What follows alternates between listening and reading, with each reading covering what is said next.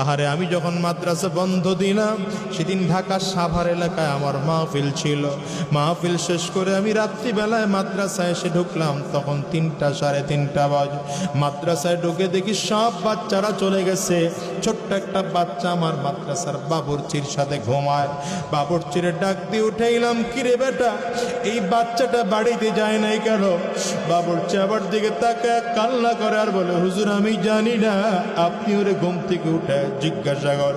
আমি বাচ্চাটারে ঘুম থেকে উঠাইলাম, কিরে বাবা বল কেন তুই বাড়িতে যাস না?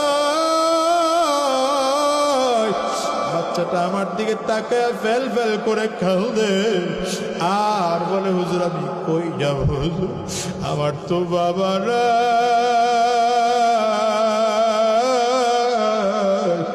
হুজুর আমার মা থাইকা আজকে নাই, আমি কার কাছে যাব, বাড়িতে যাব না।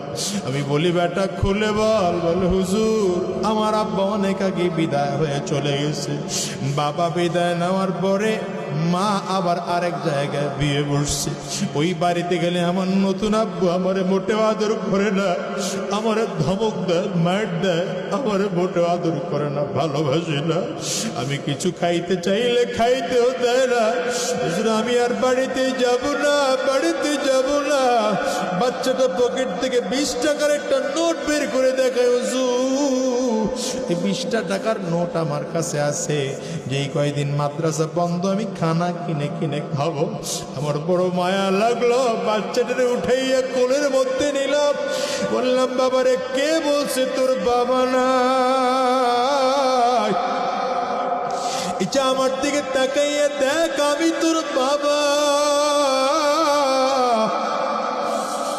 ছোট আবার দিকে তাকায় কান্না করে আর বলে, হুজুর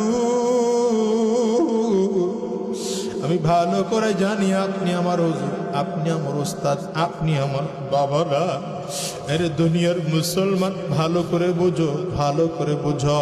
কত মানুষ আছে বাবা হারা, কত মানুষ আছে মা হারা। আরে যুবক আজকের এই মাহফিলটার মধ্যে এমন মানুষ আছেন না নাই? চিল্লায় বল। আমিও তো একজন মাহারা মানুষ। আমি প্রায় বলি, আজকেও বলি রে মুসলমান, এই মাহফিলটার মোনাজাত করে দিলে বাসায় যাইবা, হয়তো দরজার মধ্যে টোকা দিবা, তোমার মা দরজা খুলবে। আমি আজাদের ঘরে কিন্তু মানা,